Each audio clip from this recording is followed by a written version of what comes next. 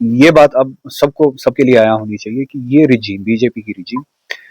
National interest نہیں دیکھتی، یہ پارٹی انٹرسٹ دیکھتی ہے۔ کوئی بھی شخص یا کوئی بھی جماعت یا کوئی بھی ریاست جب تک ان کی توتی بولے یا ان کی بولی بولے تب تک یہ راضی رہتے ہیں۔ اگر وہی شخص چاہے وہ کسی بھی مذہب سے ہو، بودھ ہو، ہندو ہو، مسلمان ہو، اگر وہ بی جے پی کی پالیسیز کے خلاف بولے اور پرامن طریقے سے بولے، جمہوری طریقے سے بھی کیوں نہ بولے، تو ان کو یہ بی جے پی ملک دشمن بناتے ہیں اور ان کے اوپر پی ایس اے جیسے این ایس اے جیسے لاز کا استعمال کرتے ہیں۔ یہی حقیقت کشمیری لوگوں کی تھی، اب یہی حقیقت جو ہے لداخ پہ بھی آیا ہو رہی ہے، جموں پہ بھی آیا ہو رہی ہے۔ اور آپ کے ذریعے ہم یہی بتانا چاہیں گے کہ لداخ کی جائز لڑائی میں ہم ان کے ساتھ ہیں، جو ان کے مطالبے ہے کہ ان کو امپاور کیا جائے، اسٹیٹ کا درجہ بحال کیا جائے، اور 6 شیڈول کے ساتھ 6 شیڈول میں ان کو شامل کیا جائے۔ اگر ان کی ڈیمانڈ وہ ہے تو ہم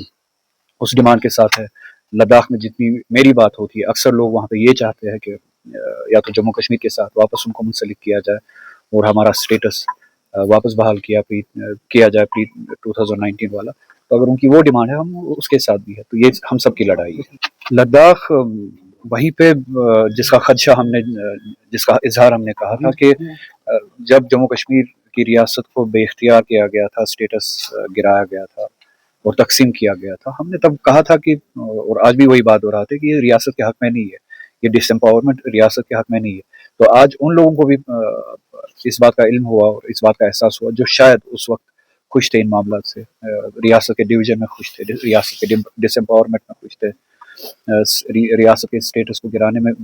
خوش تھے۔ تو آج مجھے لگتا ہے کہ وہ ایک طبقہ جو تھا، جو اس وقت شاید خوش تھا، ان کو بھی یہ اس بات کا احساس ہو چکا ہے کہ یہ ڈس امپاورمنٹ کسی کے حق میں نہیں ہے۔ فیصلے جو ہے وہ دلی میں لیے جاتے ہیں، ہم سے پوچھے بغیر ہمارے فیصلے کیے جاتے ہیں، اور اگر اس کے خلاف کوئی ڈسینٹ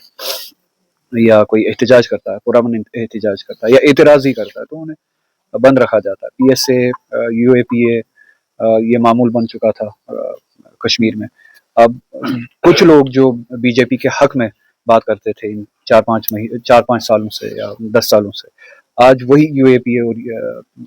این ایس اے جیسا لا جو ہے ان پہ لاگو کیا گیا اور اس کے تحت ان کو گرفتار کیا گیا۔ مجھے ذمہ داری دی گئی ہے کہ 370 کے حوالے سے، ہمارے پروٹیکشنز کے حوالے سے، ہماری آئینی گارنٹیز کے حوالے سے ایک لڑائی لڑی جائے، اور میں اس لڑائی پہ قائم دائم ہوں، اکیلا ہی کیوں نہ پڑھوں، اس لڑائی پہ قائم ہوں کہ یہ ہم سب کی ذمہ داری ہے۔ لوگوں نے اعتماد دیا ہے، بہت ساری لڑائیاں جو ہمیں لڑنی ہے، جن باتوں پہ ہمیں یہ اعتماد دیا گیا، جو لڑائی ہے ہماری